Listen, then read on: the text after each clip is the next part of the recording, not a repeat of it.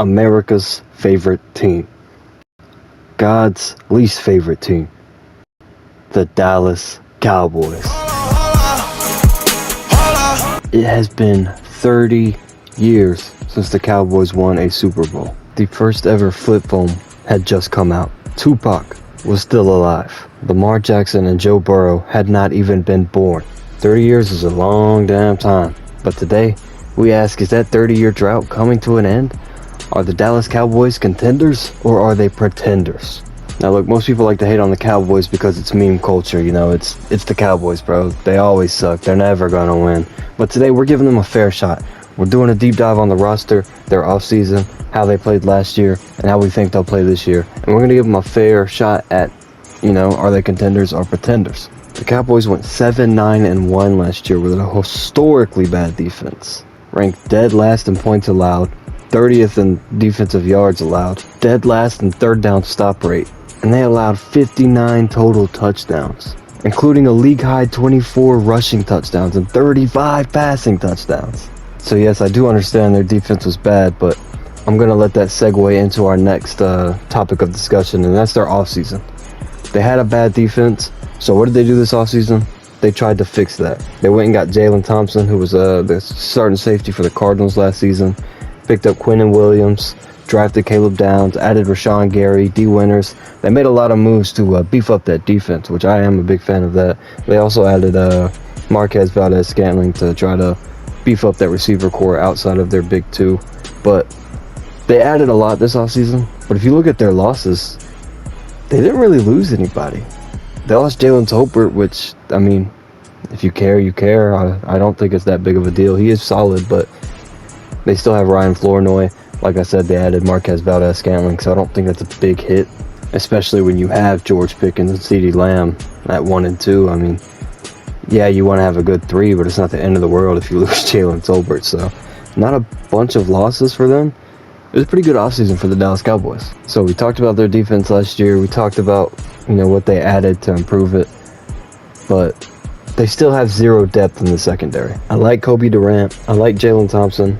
Malik Hooker's cool. I don't mind Deron Bland. Love Caleb Downs. But once you look at that second string of guys, it's lackluster. So if any of these guys get hurt, it's going to be a little tough for them. But I mean, I feel like you could say that for a lot of teams. I don't think it's that big of a, you know, a hit on their case here for contender or pretender. But like I said, defensively they improved a lot, and that was, you know, their big hole last year was defense.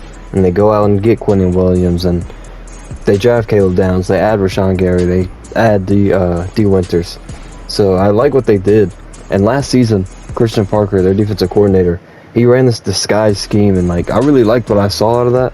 And I think this season they have a lot more talent to show how well that scheme can be played on the football field. So I think you're going to see a slight improvement in that Dallas Cowboy defense this season. So now that we've gone over the defense, you know, what they lost or didn't lose, what they added, you know, what kind of scheme they're going to run, let's talk about their offense.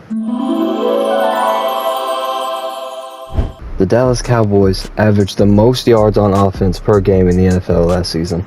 They were 7th in points per game, 2nd in total yards, like not average, but, you know, just total yards, 2nd in passing offense, and 9th in rushing offense. I don't think you need me to tell you that this offense is stacked. Dak Prescott has got an MVP ceiling. He's got a debatable floor, but an MVP ceiling for sure. Javonte Williams is a solid running back. He showed that last year. Had 1,201 yards, 11 touchdowns. And of course, talking about their offense, you got to talk about their two-headed monster, George Pickens and CeeDee Lamb. Both hitting that 1,000-yard mark, 12 total touchdowns between the two.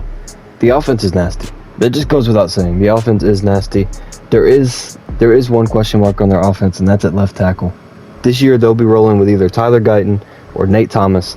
And Guyton has a bit of an injury history, so that is a question mark. And Nate Thomas allowed quite a bit of pressures last year on not that many snaps, so that is a big question mark. So they're not perfect in any way, this Cowboys offense, but they're pretty fucking good, man. And before we jump into the division and the conference and, you know, where they rank amongst their opponents and that, I do want to throw in one last thing that is a case for their pretenders. Dude, the Cowboys have the opposite of plot armor. And I actually Googled what the opposite of plot armor was, and it said plot-induced stupidity. And I don't know if I could have thought of a better term myself for the Dallas Cowboys, man. There's been too many years where we felt like this team was a contender, and then they get to the playoffs and they just absolutely shit the bed. So that will influence my decision at the end of the video, but I just wanted to throw that out there, you know.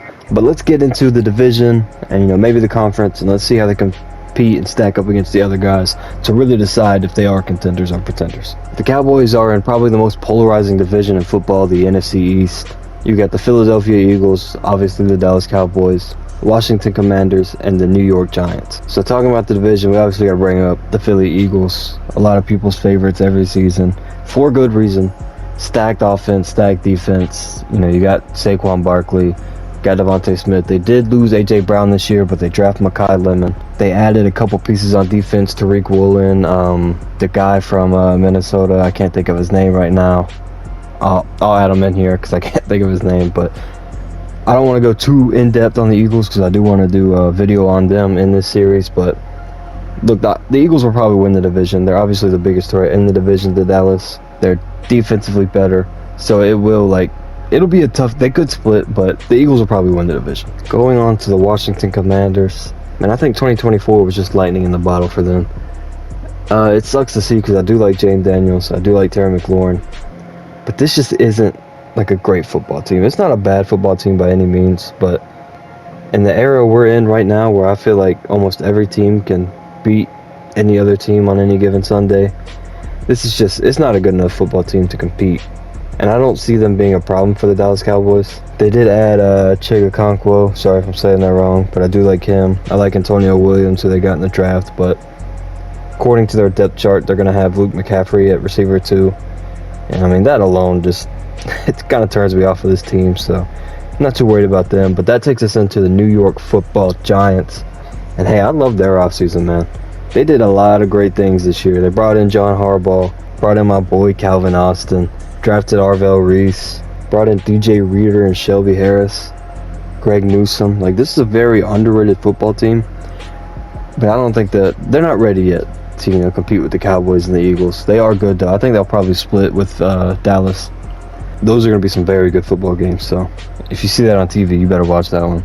Now that we've talked about, you know, off-season, offense, defense, their division, we got to answer the question, man. Are these guys contenders or pretenders? Can these guys go play with the Seahawks? Can they go play with the Rams, you know, those two top teams last year? And I'll be honest with you, man.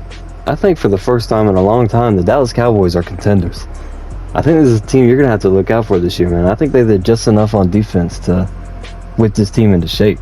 And I know a lot of people are going to hear that and they're going to be like, oh, what the fuck are you talking about? But, like, I don't think you guys realize how good that offense was last year. And you know, it suffered from not having a even halfway decent defense. And now I'd say they have a pretty okay defense. So I think this is it's a team you're going to have to look out for in the playoffs, man. Is their roster necessarily as solid as the Rams or the Seahawks? No, but like, that offense is going to compete with those two teams. Those two teams have good defenses, but it's not going to be enough to just completely shut down what Dallas has on offense. And yes, their defense isn't great, but I mean, it's solid.